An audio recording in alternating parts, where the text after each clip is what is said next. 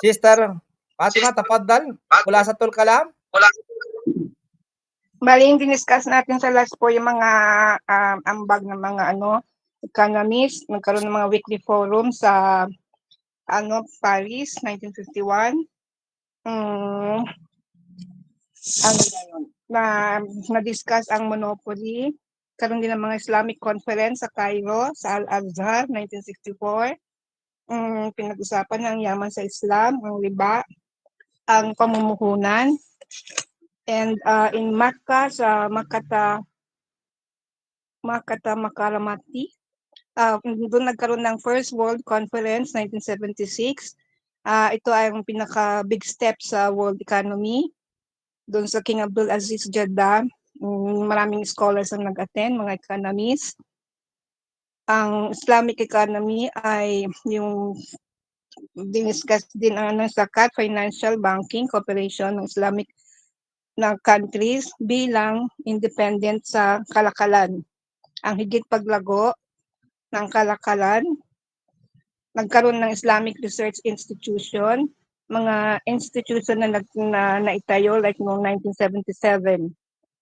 Maraming mga institusyon na natayo, mga Islamic Division, Islamic University, Islamic Development Bank. And sa modern world ng economy, na nag-start ito sa individual, still nagkaroon ng mga conference, started sa Mecca, nagkaroon ng katatagan bilang isang agham. Yung Majmail is, basahin daw ang Majmail Islamic book. Yun lang po. Opo, mashallah. Maganda po yan, sister. Pero, yung Majma' al-Fiqh al-Islami, ay marami yan. Maraming volume. Nandyan yung fiqh, nandyan yung usulul fiqh, nandyan yung lahat, ibadat, lahat.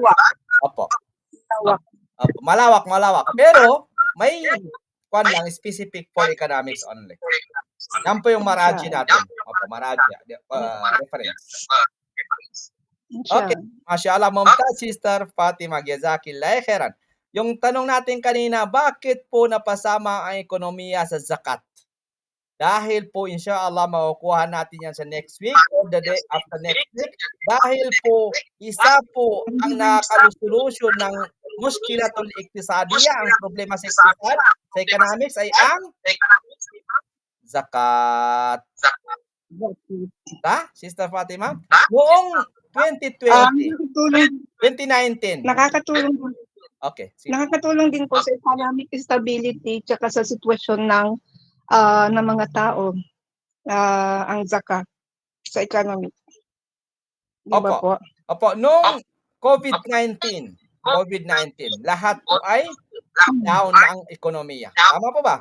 So ano po ang sunod ng Islam doon? Allahu Akbar. Next week yan inshallah pag-usapan natin.